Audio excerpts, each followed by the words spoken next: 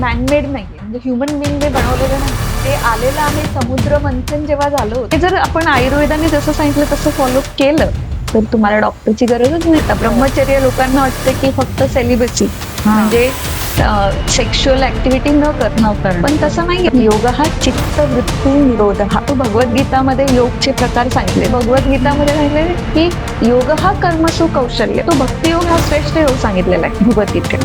व्यायामाची व्याख्या ही आहे, शरीर आयास जननम कर्म व्यायाम, म्हणजे जिथे तुम्हाला असं घाम येईल असे काही फिजिकल एक्सरसाइज करणं. आयुर्वेद आणि योगाच्या ट्रीटमेंट बद्दल लोकांच्या मनात पटकन कॉन्फिडन्स येत नाही. तर ते कॉन्फिडन्स वाढवण्यासाठी किंवा डॉक्टर ॲलोपॅथीचे डॉक्टर आहेत त्यांनी पण ऍडवाइस करणं गरजेचं आहे असं वाटतं. सौमनस्य गर्भधारणा असं म्हणतात, म्हणजे जे दोघं पण काम कंपोज स्ट्रेस फ्री असतील आणि मग तुम्ही ती ऍक्ट ऑफ पॉप्युलेशन केली तर मग जो तुम्ही इन्व्होक करणारे जो सोल, जो आत्मा, जो तुमची एनर्जी तुम्ही युनिव्हर्सला दिलेली आहे, मग तो एक जीव येणार. मग जनरली योगाचं सर्व शिकवतात. मग प्रेग्नन्सी योग कसा डिफरन्स वेगळा आहे.